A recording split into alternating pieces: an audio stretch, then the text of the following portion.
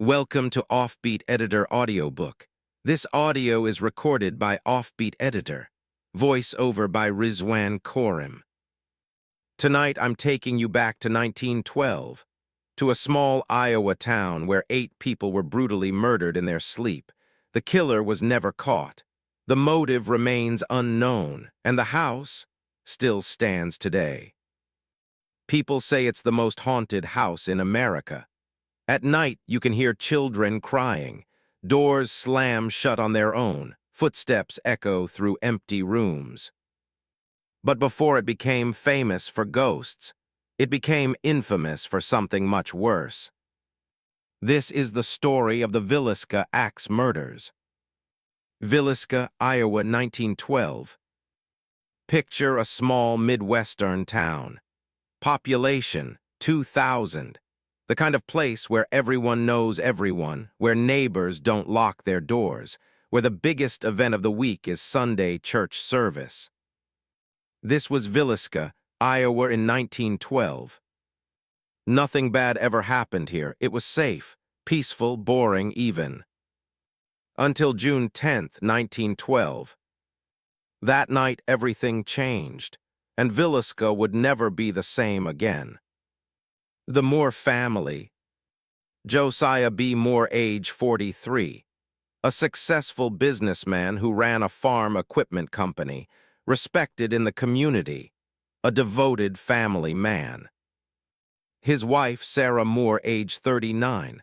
A loving mother and homemaker, active in the Presbyterian Church. Their 4 children. Herman, age 11. Catherine, age 10. Boyd, age 7. Paul, age 5. By all accounts, they were a happy, normal family. Josiah worked hard.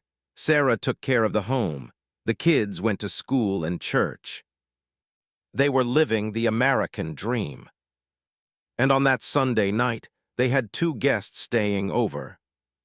Lena Gertrude Stillinger, age 12. Ine Mae Stillinger, age 8. These 2 sisters were friends of Catherine. The Moores had invited them to spend the night after a special church event. 8 people total, all under one roof that night. By morning, all 8 would be dead. Sunday, June 9th, 1912. It started as a perfectly ordinary day. The Moore family attended the Presbyterian Church for their regular Sunday service. But this wasn't just any Sunday, it was Children's Day. A special program where the kids would perform songs, recitations, and readings for the congregation. Catherine Moore and Lena Stillinger were both participating. They'd been practicing for weeks. The morning service went well. The church was packed, seemed like half the town showed up. The evening program. At 8:00 p.m., the Children's Day program began. One by one, children took the stage. Catherine sang beautifully.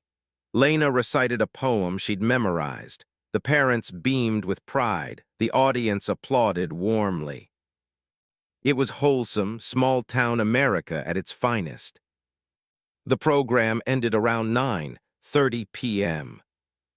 Sarah Moore approached the Stillinger parents. "Would it be all right if Lena and Ine stayed the night at our house? The girls have been looking forward to it." The Stillingers agreed. Their daughters were close friends with Catherine, and the Moores were a trusted family. The walk home. Around 9:45 p.m., the Moore family and the Stillinger girls left the church and began walking home. Villisca was small enough to walk anywhere. The streets were dark but safe. Crime was virtually non-existent here. They arrived home around 10:00 p.m. 508 East 2nd Street, a modest 2-story white house. Josiah unlocked the front door. Everyone filed inside, still chatting about the evening's performances. The final hours. Sarah went to the kitchen to prepare a light snack. The children were excited, talking about the program, reluctant to go to bed. Josiah locked the doors, closed the windows, just normal nighttime routine. By 10:30 or 11:00 p.m., everyone had gone to bed. Downstairs, Josiah and Sarah's bedroom. Upstairs, one room with the 4 more children. Another room with the 2 Stillinger girls. The house grew quiet. Everyone drifted off to sleep. Tired content safe. They had no idea what was about to happen. Midnight to dawn. Sometime after midnight, while the Moore family slept, someone entered the house. Now here's what's chilling. There was no forced entry, no broken windows, no kicked-in doors. The killer either had a key or was already inside. Investigators later theorized that the killer had hidden in the house earlier that evening. Perhaps while the family was at church, he waited in the darkness, silent, patient. Hours passed. The family returned home, ate their snack, got ready for bed, fell asleep. And then the killer emerged. The murders. The killer grabbed an axe, Josiah's own axe, from the backyard, and entered the master bedroom. First, Josiah, struck repeatedly in the head while he slept. He likely never woke up. Then Sarah, same method. Both killed in their bed, brutally, silently. The killer then went upstairs. First bedroom, 4 sleeping children: Herman, Catherine, Boyd, and Paul. One by one, each struck with the axe, multiple blows to the head. Second bedroom, Lena and Ine Stillinger, 2 innocent guests who just wanted a sleepover with their friend. They suffered the same fate. 8 people, 8 victims, all murdered in their sleep. The disturbing details. The brutality was extreme. Each victim had been struck multiple times, some up to 30 blows. All head wounds, all blunt force trauma. Most victims never woke up. They died in their sleep, never knowing what happened. But there were other details, disturbing details that made this case truly bizarre. 1, every victim's face was covered with clothing or bed sheets. 2, all mirrors were covered, draped with fabric. 3, bowls of water found in each bedroom, blood-stained. 4, the killer stayed for hours. After the murders, the killer remained in the house. 8, food from the kitchen. smoked cigarettes. 2 cigarette butts were found. Washed himself. May have even slept there. 5, all curtains were drawn, every window carefully covered so no one could see inside. These details suggest someone who wasn't just violent, but psychologically disturbed. The covered mirrors and faces, this often indicates either guilt or an inability to face what they'd done, or possibly superstition about spirits or the evil eye. The killer staying for hours, this wasn't a panicked escape. This was someone comfortable, calm, maybe even enjoying what they'd done. Monday morning, June 10th. Josiah Moore was a punctual man. He always opened his business early. But Monday morning came, and Josiah didn't show up for work. His brother Ross got concerned. Neighbors noticed something odd. The Moore house was completely still. Curtains still drawn at 8 a.m., no movement, no sounds. This wasn't like the Moores. Mary Peckham, the neighbor. Mary Peckham lived next door. She tried calling out to Sarah. No answer. She knocked on the door. Nothing. As the morning wore on, Mary grew increasingly worried. By noon, she called Ross Moore. Something's wrong at Josiah's house. Nobody's answering. Can you check on them? The discovery. Ross Moore arrived with another man, Eid Selly. They knocked loudly, no response. The door was locked. They found a key and unlocked it. The moment they stepped inside, they knew something was horribly wrong. The smell hit them first, that unmistakable metallic scent of blood. They walked toward the master bedroom. What they saw defied comprehension.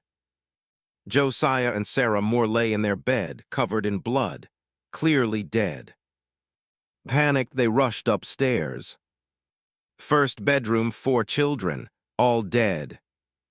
Second bedroom, 2 young girls, also dead. 8 bodies, an entire family plus 2 guests. All murdered in the most brutal way imaginable. The town's reaction. News spread through Villisca like wildfire. Within hours, hundreds of people gathered outside the Moore house. The police arrived, the sheriff, local doctors. But here's where things got even worse. People actually entered the crime scene. Remember, this was 1912. Forensic science was in its infancy. Crime scene preservation wasn't really a thing yet. Hundreds of townspeople walked through the house, contaminating evidence, touching things, even taking souvenirs. Some estimates say over 200 people trampled through that house before investigators could properly secure it. This would prove disastrous for the investigation. Mass panic. Villisca descended into chaos. The entire town was terrified. If this could happen to the respected Moore family, it could happen to anyone. For the first time ever, people locked their doors, bought guns. Some families left town entirely. Who had done this? Were they still in Villisca? And most terrifying of all, would they kill again? The crime scene. Despite the contamination, investigators gathered what evidence they could. Physical evidence. 1. The murder weapon, Josiah's own axe, found in the guest bedroom where Lena and Ine died. It had been carefully cleaned and placed there. 2. No forced entry. This was huge. The killer either had a key or entered while the family was out. 3. The killer's timeline evidence suggested the killer spent 2-3 hours in the house after the murders. Food was eaten from the icebox. 2 cigarette butts were found. A basin of water for washing contained bloody water. 4. The covered mirrors and faces. This became a signature detail that investigators focused on. What did it mean? The suspect. The investigation quickly identified several suspects. Suspect 1, Reverend George Kelly, a traveling minister who had been in Villisca that day. He'd attended the Children's Day program at the church. The next morning, Kelly abruptly left town on a train, before news of the murders had even spread. A suspicious, right? Years later, Kelly had a mental breakdown and started claiming he'd been to the Moore house that night. He made multiple confessions, then recanted them. He was tried twice. First trial, hung jury, couldn't reach a verdict. Second trial, acquitted. The evidence against him was circumstantial. His behavior was bizarre, but that wasn't proof of murder. Suspect 2, Frank F. Jones. This is where it gets really interesting. Frank F. Jones was a local businessman and state senator. Josiah Moore used to work for him, but they'd had a falling out. Moore had started his own competing business. The 2 men hated each other. Rumors swirled that Jones had hired someone to kill the Moore family out of revenge. The alleged hitman, a man named William Blackie Mansfield, who worked as Jones's employee. Some witnesses claim to have seen Mansfield in Villisca around the time of the murders, but nothing was ever proven. Jones was politically powerful. Some believe he used his influence to avoid prosecution. Suspect 3, Henry Lee Moore. No relation to Josiah Moore, just an unfortunate coincidence in names. Henry Lee Moore was a serial killer who committed multiple axe murders across the Midwest between 1911–1912. His pattern: entire families killed, axe as the weapon, victims attacked while sleeping, no clear motive. The similarities to the Villisca murders were striking. Henry Lee Moore was eventually caught and convicted for other murders. But investigators could never definitively place him in Villisca on that night. Why it remained unsolved. So with all these suspects, why was the case never solved? 1. Compromised crime scene. Hundreds of people walked through the house. Evidence was destroyed or stolen. Fingerprints, a new technology, were rendered useless. 2. Limited forensic technology. No DNA testing. Basic fingerprint analysis. No blood typing. No forensic psychology. 3. Too many suspects, too little evidence. Multiple viable suspects. All circumstantial evidence. No smoking gun. 4. Small-town police. Villisca's police had never dealt with anything like this. They made numerous procedural errors. Evidence was mishandled. The case eventually went cold. Why did this happen? Over 100 years later, we still don't know for certain why the Moore family was murdered. But there are theories. Theory 1, business rivalry gone deadly. The Frank F. Jones theory. Josiah Moore was a successful businessman who'd broken away from Jones and become a competitor. Jones was known to be vindictive. Did Jones hire Mansfield to kill Josiah? And Mansfield killed the entire family to leave no witnesses. The evidence is circumstantial but compelling. Multiple people reported seeing Mansfield in town. His alibi was weak. But Jones's political power may have protected both of them. Theory 2, a serial killer's work. Henry Lee Moore was already killing families with an axe during this exact time period. The MO matches perfectly. Axe murders, entire families, sleeping victims, Midwest locations. If it was Henry Lee Moore, he was never charged because investigators couldn't place him in Villisca. But the similarities are too striking to ignore. Theory 3, Reverend Kelly's madness. George Kelly was mentally ill, that much is certain. His bizarre behavior after the murders, his multiple confessions, his presence in town that day.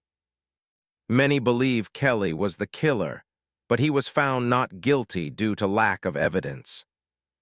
Some theorists suggest Kelly was acting on religious delusions. The covered mirrors and faces suggest ritualistic elements. Theory 4, a dark secret. This is the most disturbing theory. Some investigators noted that Lena Stillinger's body showed signs that suggested possible sexual assault. Her nightgown was torn in a specific way. Her position was unusual. But in 1912, this wasn't properly investigated. Was this crime sexually motivated?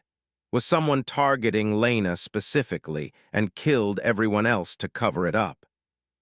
We'll probably never know. The psychological profile.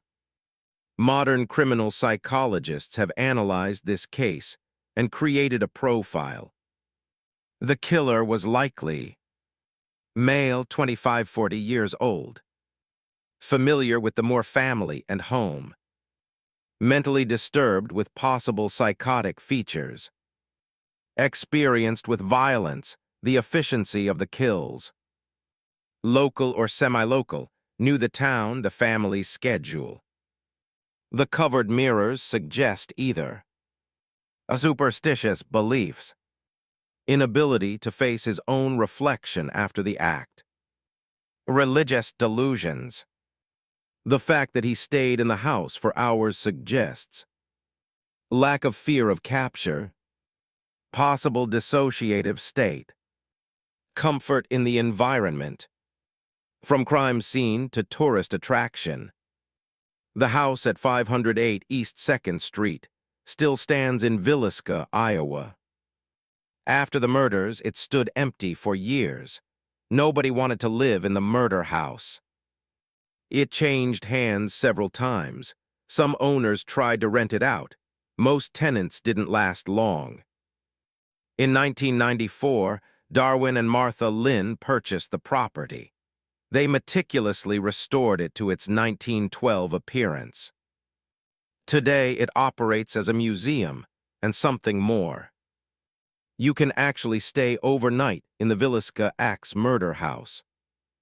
That's right, for about $400, $500 a night, you and your group can spend the night in the house where 8 people were brutally murdered. Why would anyone do this? Because the house is allegedly haunted as hell. Paranormal reports. Over the decades, thousands of visitors have reported paranormal activity. Common experiences. 1. Children's voices. Oh, crying and whimpering upstairs. Oh, giggling in empty rooms. Oh, I'm scared whispered in the dark. 2. Footsteps. Oh, heavy footsteps on the stairs. Oh, walking in the attic. Oh, pacing in the master bedroom. 3. Doors and windows. Oh, doors slamming shut. Oh, locked doors opening by themselves. Oh, windows rattling. 4. Shadow figures. Oh, a tall man, Josiah, seen downstairs. Oh, children's shadows moving upstairs. Oh, a figure with an axe in doorways. 5. Physical contact. Oh, cold spots suddenly appearing. Oh, feeling of being touched or pushed. Oh, hair pulling. Oh, sensation of someone sitting on the bed. 6. Electronic interference. Oh, cameras and phones malfunctioning. Oh, batteries draining instantly. Oh, electronic voice phenomena, recordings. Famous investigations. The house has been investigated by numerous paranormal teams. Ghost Adventures, Zach Bagans' team conducted a lockdown investigation. They reported hearing children's voices, capturing shadow figures on camera, Zach being physically affected by a negative entity. Ghost hunters also investigated and reported significant activity. BuzzFeed Unsolved spent a night there, resulting in one of their most terrifying episodes. The most disturbing reports. Some overnight guests have reported truly terrifying experiences. A woman felt someone climb into bed with her in the Stillinger room. Multiple people have reported being pushed or shoved. Some guests have fled the house in the middle of the night, refusing to return. Objects moving on their own. The sound of children crying so realistically that people have called 911. One investigator reported feeling an overwhelming sense of rage in the master bedroom, as if the killer's energy still lingered there. Are the spirits of the Moore family still there? Many believe that the spirits of Josiah, Sarah, and their children remain in the house. Some psychics who have visited claim they're trapped, unable to move on because of the violent, sudden nature of their deaths. Others believe it's not the victims haunting the house, but the killer. That malevolent presence people feel, the rage, the darkness. Could that be the murderer's spirit, still dwelling in the house where he committed his atrocity? New evidence. In recent years, researchers have continued investigating the case using modern methods. DNA testing attempts. In the 1990s, researchers tried to extract DNA from evidence. Unfortunately, the contamination from 1912 made this impossible. Any biological evidence had long since degraded. Re-examining suspects. Historians have pored over old records. Some believe they've found new connections to Frank F. Jones. Others maintain Henry Lee Moore is the most likely killer. The Jones connection, new information. Recent research has uncovered some interesting details. Witnesses who were afraid to speak in 1912 have descendants who have come forward. Some claim their grandparents saw William Mansfield leaving town in a hurry. Financial records show Jones made large cash payments around the time of the murders. But 100+ years later, this still isn't proof. Similar murders.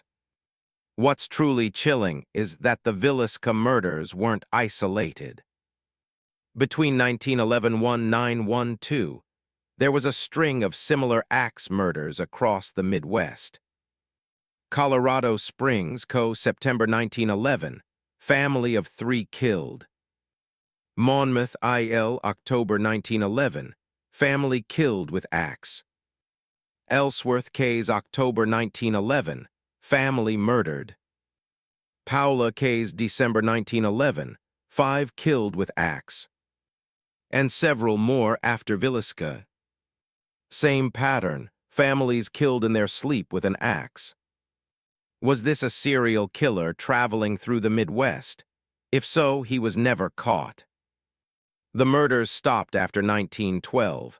Did the killer die, get arrested for something else, move to a different region? We don't know. The impact on Villisca. The murders changed Villisca forever. Immediate impact. Tourism dropped. Property values plummeted. Many families moved away. The town lived in fear for years. Long-term impact. Villisca became synonymous with the murders. For decades, people didn't talk about it, too painful. The town's population slowly declined. Well, today, Villisca has embraced its dark history. The murder house is actually a source of tourism revenue. The town hosts annual tour and events. It's become part of American true crime lore. Why we're still fascinated. Why does this case still captivate us 110+ years later? 1. The innocence of the victims. An entire family killed in their sleep. 4 young children. 2 little girls just having a sleepover. The ultimate violation of safety and home. 2. The brutality. The sheer violence is hard to comprehend. Why so many blows per victim? Why kill children so brutally? 3. The mystery. No clear motive. Multiple viable suspects. Never solved. We crave closure, and this case has none. 4. The house still stands. Unlike most crime scenes, this one is preserved. You can walk through it, stay overnight. It makes history tangible. 5. The paranormal element. Whether you believe in ghosts or not, the stories are compelling. Thousands of people have reported experiences. It adds another layer to the mystery. On June 10, 1912, 8 people went to sleep in a small Iowa town. They never woke up. Josiah Moore, 43 years old, a businessman, a father. Sarah Moore, 39 years old, a devoted mother. Herman Moore, just 11 years old. Catherine Moore, 10 years old. She'd sung so beautifully at church that night. Boyd Moore, 7 years old. Paul Moore, only 5 years old. Lena Stillinger, 12 years old, just excited to have a sleepover with her friend. Inez Stillinger, 8 years old, her whole life ahead of her. 8 lives brutally cut short. Their killer was never caught, never punished, never held accountable. The house where they died still stands at 508 East 2nd Street in Villisca, Iowa. Whether you believe in ghosts or not, one thing is certain: the horror of what happened that night still echoes through that house. You can feel it in the air. The tragedy, the loss, the unanswered questions. Some cases get solved, justice gets served, families get closure. But not this one. The Villisca Axe Murders remain one of America's most disturbing unsolved mysteries. And maybe, just maybe, that's why the spirits can't rest.